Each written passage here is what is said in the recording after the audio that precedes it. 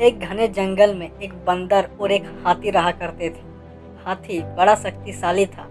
वह ऊंचे और बड़े पेड़ों को एक ही बार में उखाड़ फेंक देता था। बंदर काफी कमजोर था, लेकिन वह बड़ा ही फुर्तीला और तेज था।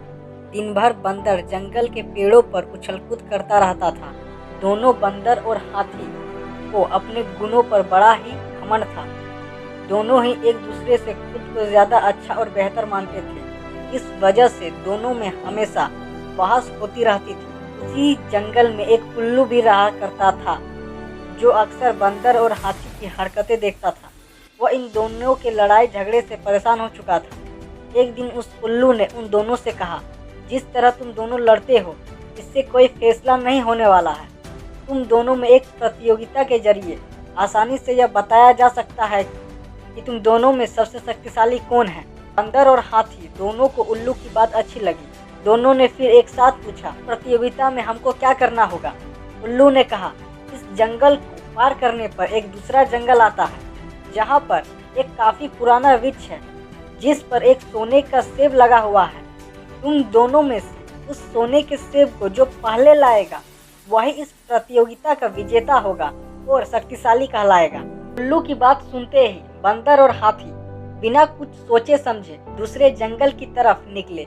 बंदर ने अपनी फुर्ती दिखानी शुरू की। वह एक ही छलांग में एक पेड़ से दूसरे पेड़ तक पहुंच जाता। वहीं हाथी तेजी से दौड़ने लगा और रास्ते में आने वाली हर चीज को अपने मजबूत शरीर से उखाड़ फेंकता। थोड़ी ही देर में हाथी और बंदर उस जंगल से बाहर निकल गए। इस जंगल से दूसरे जंगल के बीच रास्ते में एक नदी बहती थी। उसे पार करने के बाद ही दूसरे जंगल में पहुंचा जा सकता था। बंदर ने फिर से फुर्ती दिखाई और वह नदी में कूद गया, लेकिन पानी की लहर काफी तेज थी, तो बंदर नदी में बहने लगा। बंदर को नदी में बहते हुए देखकर हाथी ने तुरंत अपनी सूंड से उसे पकड़कर पानी के बाहर निकाल दिया। हाथी के इस व्यवहार को देखकर बंदर काफी हैरान हुआ।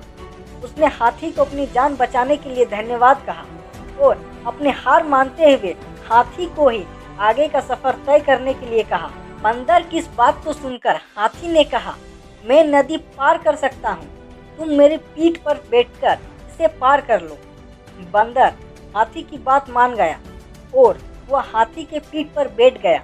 इस तरह दोनों ने नदी पार कर ली और दूसरे जंगल में पहुँच गए। फिर दोनों ने मिलकर सोने के लगे हुए सेब वाले पेड़ को भी खोज निकाला।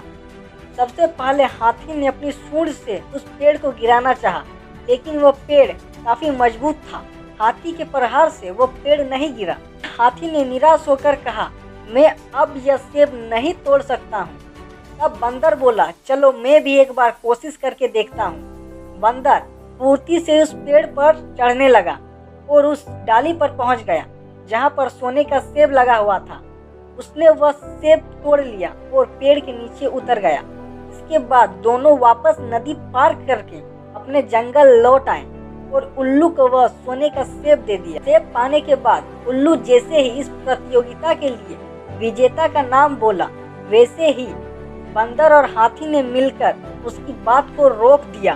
दोनों ने एक साथ कहा, भाई अब हमें विजेता का नाम जानने की आवश्यकता नहीं है।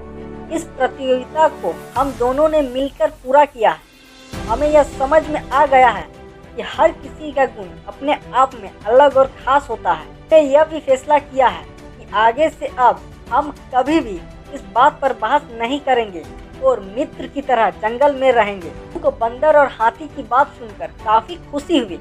उसने दोनों से कहा, मैं तुम्हें यही समझाना चाहता था कि अलग अलग गुण और शक्तियाँ ही हमें एक दूसरे की मदद करने के काबिल बनाती है। साथ ही हर किसी की अपनी कमजोरियाँ भी होती है, इसलिए एक दूसरे के साथ मिलकर रहना ही सबसे अच्छा होता है।